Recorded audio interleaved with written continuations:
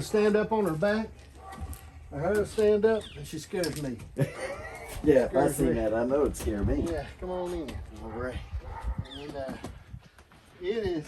I love watching people. It does. And I enjoy it though. Undefeated people lose their desperation. You gotta take a few losses to get desperate again. You know? I agree. I agree. Well, I tell you what, sir. I'm here today with a young man that I admire. Wow. I'm here with Lawrence Hayes today, and this guy is sharp as crap. Okay, he really is, and he got a memory too. And I've watched you do weddings where you just pow pow pow pow, just rattle it off. And I mean, to me, that probably means you're doing too many weddings. Right. But yeah. Anyway, yeah. I'm here with Lawrence Hayes today, and if you're anywhere in the area or around here or any part of the world, you know who he is. Okay, I've known him for years. Great pastor. He's a real pastor. I was a pastor, not a good pastor. Okay, this sweater is going to aggravate me to death. But I don't know if it's stylish because I wanted to go a little stylish I today. think it's stylish. Okay, I'll leave it up. I think you're okay. Like Jesse Waters. Yeah. He leaves his collar. Yeah, you got to leave it up. Okay, all right. So what I'm saying is he's a friend of mine, and I've always counted him as a friend of mine. Absolutely. And it was privileged, Janice and I, to sit underneath him as a pastor. It really was a blessing for us. And you're sharp in the mind. I mean, I really appreciate that, and I admire that in you. Okay, I mean, you got that mind. You can rattle it off, and when you're preaching, you actually stay with the topic. That's pretty good. Well, okay? thanks. That's definitely the goal. I would write it on an index card most of the time, you know, and put it on the pulpit. Right. This is my topic, so I could keep going back and stay with it because I tend to go down a rabbit trail here or something like that, and do that. But I mean, I really didn't admire that with you. I mean, you know, and because sometimes it seems like in ministry, there's people that first thing you can go too long. Right. Okay. Right. And people are not with you. Right. When you go that long. Yeah. I mean, you lose them. You lose them. You really can lose people. I mean, but one time I was at the church when you were pastor and we were sitting there with you, and I had come and brought my little daughter-in-law and my son. We'd all come that morning, okay? Right. Yeah. And you were doing communion. Well, we'd laid out all night. Okay, we'd been at a horse show somewhere, Bradshaw Mountain or something. Got in time, take a shower. You know, I got one eye open. You know, I come in. You know, well, anyway, you was giving communion, and I fell asleep. And I dropped my wine. I dropped my wine down on the ground, and I happened to see it. I said, "Oh gosh." So I reached and got it back up, and I had just a little bit in the bottom, and my daughter-in-law poured a little bit of hers in there. That is great. But I bowed my head. That is great. And that was it. Yeah. I was gone. I was just gone. Hey, listen, some people told me I'm the cure for their insomnia. So I get it. You know, it wasn't your fault. It was just, you know, I was gone. Oh, yeah. Man. I was just gone. It was just terrible. But it happens. Oh, it's miserable feeling too because you want to stay awake and you just can't. Yeah. Yeah. Yeah. One night we'd laid out all night when I was pastoring.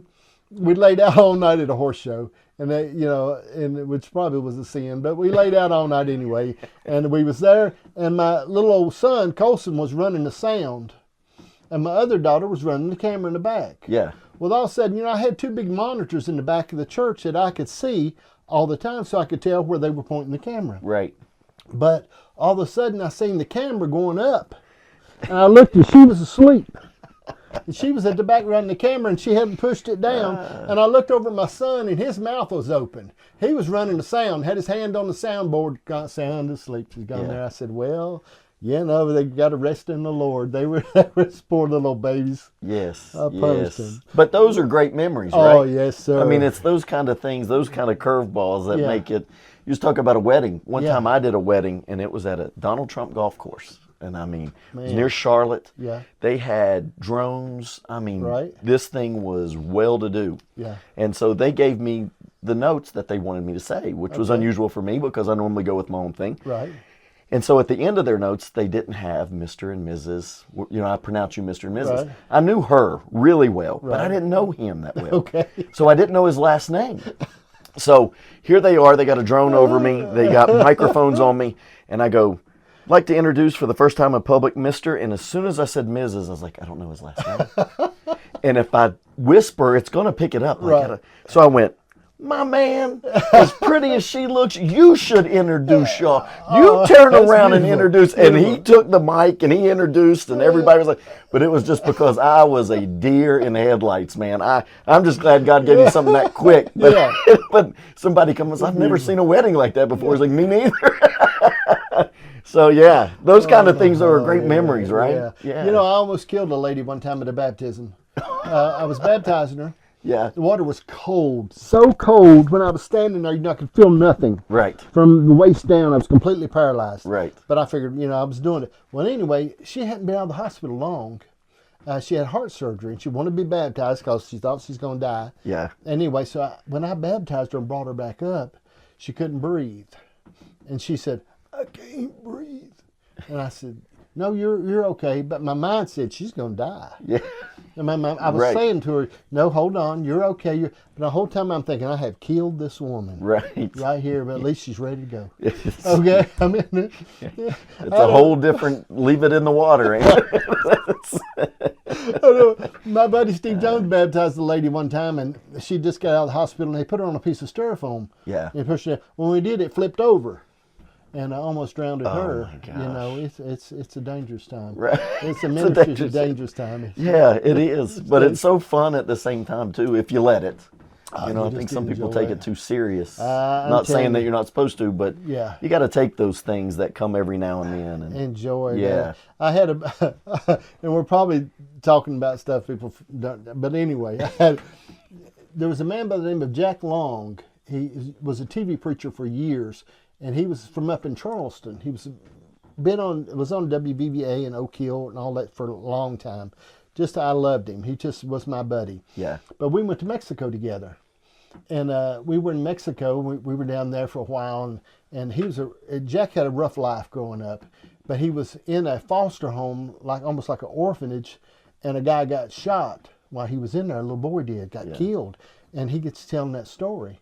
And I listened to him because we was in the mountains back with the Indians, and we were going, and he would tell that story every night and stuff like that. So it got ripped to one night, and I said, you don't mind if I tell your story, do you?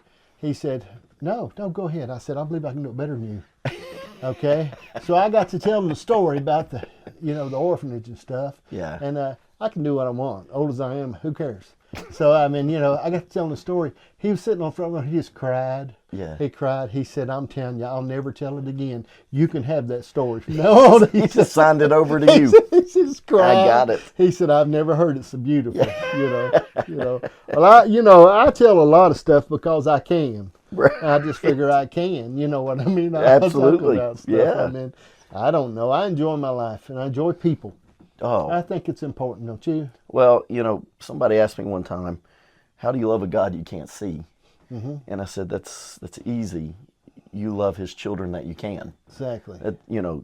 Good, bad, no matter what, everybody is created by God. Yeah. And he had their mindset. And so the way I love God is loving people. And loving people that's the best thing you'll ever do. Amen. I mean, there's nothing like it, Yeah. And no, you don't always get love back. Right. But that's not love, right? Exactly. Love, that kind of love is not what you get in return. It's just what keeps flowing out of you. Yes, sir. Yeah.